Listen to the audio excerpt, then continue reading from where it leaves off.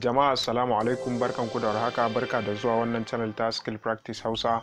A wannan bidiyon karkashin jagorancin Arewa Pioneers za mu nuna yadda za ka yi downloading da register na Pi network. So ba tare da bata lokaci ba, za mu zo mu shiga menu sai mu je mu buɗe Play Store don mu sacin wannan application din. Bayan da muka buɗe Play Store a nan wurin yanzu za mu zo mu danna akwatin nema ma'ana search area. Bayan da muka danna sai mu zo mu rubuta Pi. Da na rubuta Pi na yi sacin a nan wurin za ku ga ya fito mana da sakamako kamar haka. A nan wurin za ka zo ka zaɓi Pi network, sannan kuma za ka iya rubuta Pi network sai ka yi sacin. Abin da ya duba a nan wurin shine Pi za ka zaɓa sai ka installing ɗin shi a nan wurin. Amma yanzu za mu yi bayani, za mu zo mu nuna wani option da yawa shi aka fi amfani da shi, wanda za ka ga cewa an tura ma link a ce kai je kai downloading. Za mu zo mu ta WhatsApp da mu yi amfani da wannan link din da aka turo, sai mu danna link din. Wannan blue din rubutun shine za ka danna. Idan ka danna sauran rubutun ba zai ba, sai ka danna shi, zai kawo ka ya nuna ma cewa ka je ka kai downloading din application din. A nan wurin yanzu za ku ga cewa ya kawo mu, yana nuna mana mu yi downloading din application din kamar haka. So za mu zo mu danna download a nan wurin kamar haka. Zai iya yiwa ya yi directing ɗinka kai tsaye a Play Store, amma mu a nan wurin a Chrome ya tsayar da mu. So za mu zo mu danna download sai mu je mu. A nan wurin yanzu za ku ga cewa yana downloading, za mu ɗan jira shi kaɗan. So ga na ya kusa, za mu zo mu ɗan ƙara jiran shi. Sannan yanzu ya gama downloading ɗin, yana installing. A nan wurin yanzu za mu danna wannan button ɗin da ya nuna open sai mu je mu kai tsaye. A nan wurin yanzu zai ɗauke ka sakan 30 zuwa minti 1 kafin ya buɗe. Ya danganta daga saurin wayanka da ƙarfin network ɗin da kake amfani da shi. Bayan da ya buɗe a nan wurin, wannan shine fuska na farko da zai baka, ma'ana form na farko wanda za ka fara cikawa. Da farko yana tambayan mu identity da za ka yi amfani da shi wurin buɗewa. A nan wurin a shawarce ka yi amfani da phone number ba Facebook ba. Za ku ga da farko ya ba mu continue with Facebook, continue with your phone number. So ka zaɓi phone number saboda Facebook ɗinka idan aka yi hacking ba shi kadai aka yi hacking ba, hada 'yan kwabban da ka tara na Pi network. Don haka a shawarce ka yi amfani da phone number. A wannan koyarwan shi ma da phone number za mu yi misali a nan kamar haka.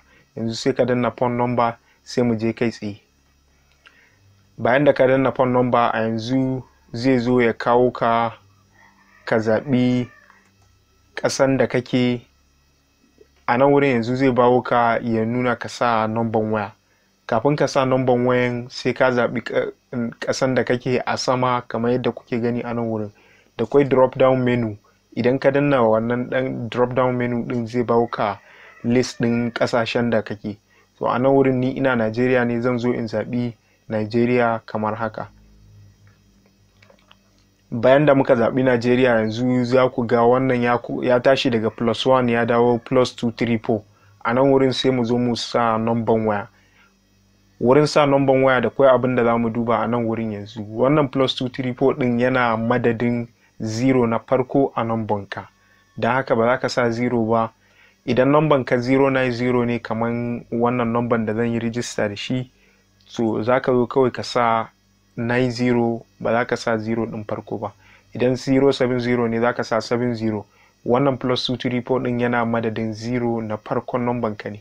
Bayan ka sa numban har ƙarshe sai ka danna go ka ci gaba.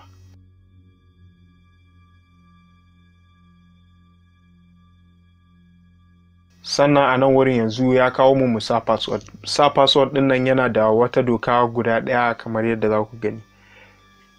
Ya ce ana buƙatan password ɗin gaba ɗayan shi ya kai guda 8. Sannan a cikin 8 ɗin nan ana so a samu ɗaya ya kasance capital letter, ɗaya ya kasance small letter, sauran kuma su kasance number.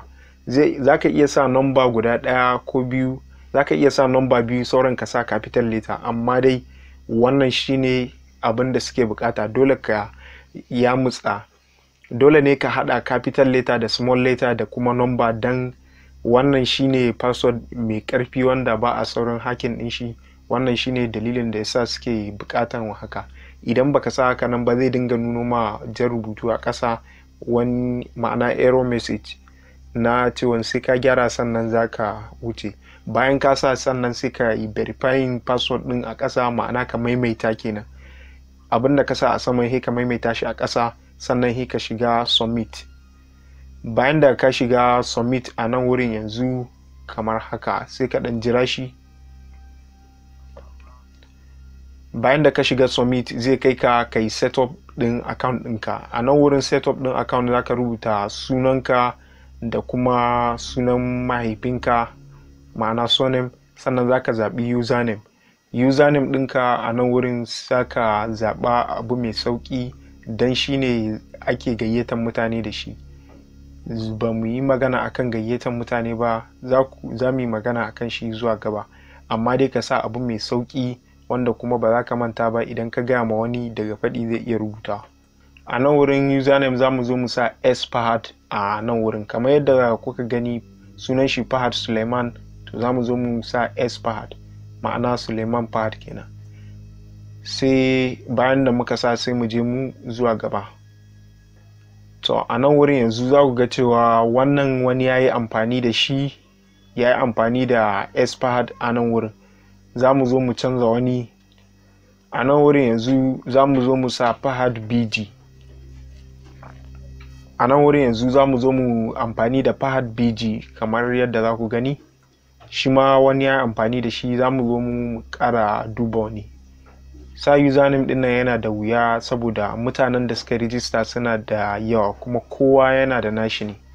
To wannan shine yasa dole sai ka zaɓi wanda babu wanda ya amfani da shi. A nan wurin yanzu za ku ga cewa wannan bai yi ba, za mu zo mu canza shi mu sa F1 Suleiman don mu jaraba shi. Bayan da muka sa sai mu submitting kamar haka.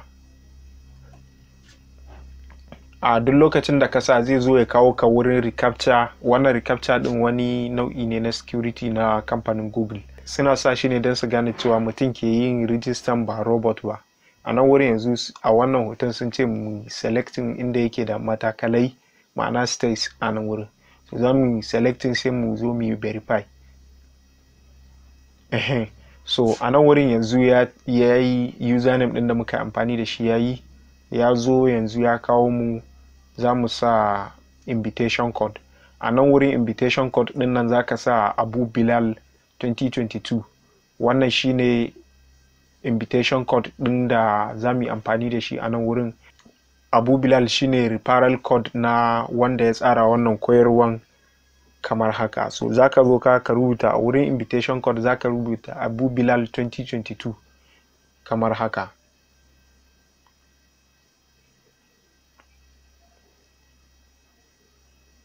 Bayan ka rubuta sai ka yi submitting. Idan koda ka sa capital letter ko small letter babu matsala a ciki, ka dai rubuta Abu Bilal 2022 sai ka danna submit. Bayan da ka danna submit zai zo yanzu. Bayan da ka danna submit a yanzu za ku ga fuskan application din ya bude, sai ka zo ka a wurin wannan, in ya gama loading sai ka zo ka danna get started, sannan zai kawo ka wurin wannan arrow din kamar haka. Sai ka danna inda arrow din na yake nuna ma, ka taba wurin. Za ku ga 0 pi per hour a nan wurin yanzu. Sai ka shiga next. Za ka ta shiga next gaba daya har sai ya kawo ka gaba daya. So wannan shine a takaice a game da yadda za ka yi register. A yanzu mun yi gama register kenan. Sai ka dawo baya. Za ku ga cewa yanzu second ya fara reading. A nan wurin sun baka pi guda ɗaya. Wannan sakannin naka su ne za su ci gaba da tafiya a nan wurin yanzu. So wannan shine a takaice a game da yadda za ka yi wannan registration. Sannan nan wurin za ka zo ka danna wannan button din na dismiss. Bayan da kai dismissing yanzu mun yi sakan 14 da buɗe wannan application din. Ga yanan sakan din yana ta tafiya, ba zai tsaya ba sai zuwa 24, sai bayan awa 24. Bayan awa 24 zai kulla kanshi, sannan sai ka buɗe data ka ƙara buɗe shi. Wannan shine mining cycle kenan. Kowane 24 hours zai tsaya, sai ka ƙara zuwa ka buɗe shi sannan zai ci gaba. sannan kuma idan kai inviting mutane, idan ka gayyaci mutane da yawa, mining rate ɗinka zai hau. A nan wurin za ku ga cewa yana mining rate ɗin yana a 0.12. idan kai inviting mutane da yawa zai iya haurawa ya je shi 0.20, 25, 30, za ka iya gani haka har zai iya zuwa ma ya je shi 1 point something ko kuma ya je 2 point something, depending on yawan mutanen da ka yi inviting. Idan ka yi inviting mutane da yawa zai kasance kana mining rate ɗinka zai hauhawa cikin lokaci kaɗan, ka tara coin da yawa, ma'ana ka tara combined Pi currency masu yawa. To wannan shine a takaice. Sannan a bidiyo na gaba za mu yi bayani akan yadda za ka yi verifying ɗin account ɗinka. A yanzu ka yi register, sannan da kwai verification na registration ɗin da ka yi. So abinda za mu yi magana kenan akan shi a bidiyo na gaba. Mun gode da kasancewa tare da mu a wannan bidiyo na skill practice Hausa. Sunana Mansur, ni ne na gabatar da wannan bidiyon. A bidiyo na gaba za mu yi bayani akan yadda za ka yi verifying ɗin account ɗinka. Idan ba ka yi verifying ɗin account ɗinka ba, duk currency da ka tara na Pi babu ya hali ka cire su, dole sai ka yi verifying. Don haka verifying yana da amfani. Sai mu haɗu a bidiyo na gaba.